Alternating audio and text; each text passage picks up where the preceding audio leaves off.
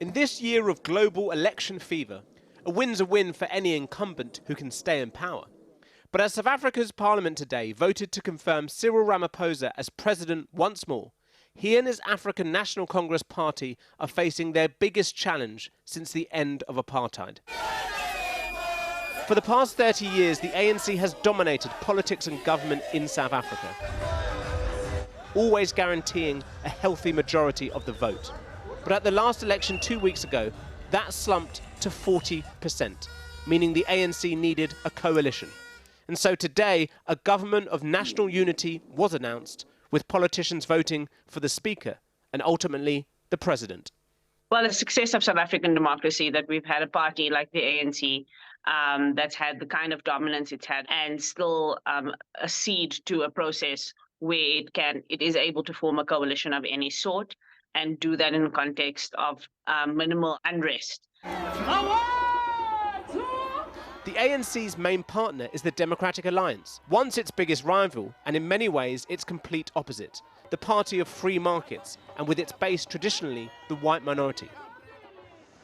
But the election was a repudiation of ANC rule, corruption, a widening gap between the rich and the poor, and unemployment above 30%, with the youngest most affected. I'm not happy with the current state of the country.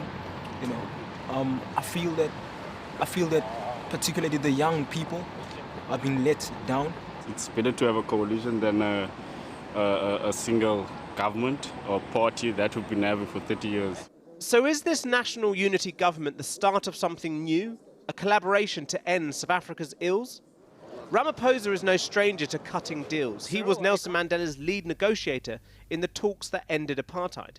And economists are happy he's working with the DA and other smaller parties, rather than the alternative, a coalition with his predecessor, Jacob Zuma.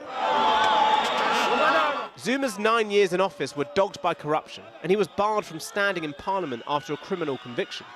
So he campaigned for the rival MK party in an attempt to topple his old party, winning 14% of the vote in the election and shrinking the ANC's base. He will now be the main opposition, along with another former ANC man, Julius Malema, the head of the far-left economic freedom fighters. So get your hard hats ready, because the new government faces scrutiny from the left, the right, and the people themselves to turn the nation's fortunes around.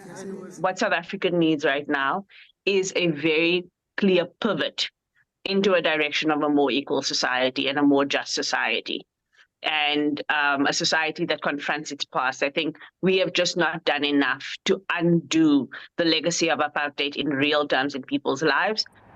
South Africa has faced dark times before. Is this a new start for a country still overshadowed by its past? Or a false dawn for a once hopeful rainbow nation?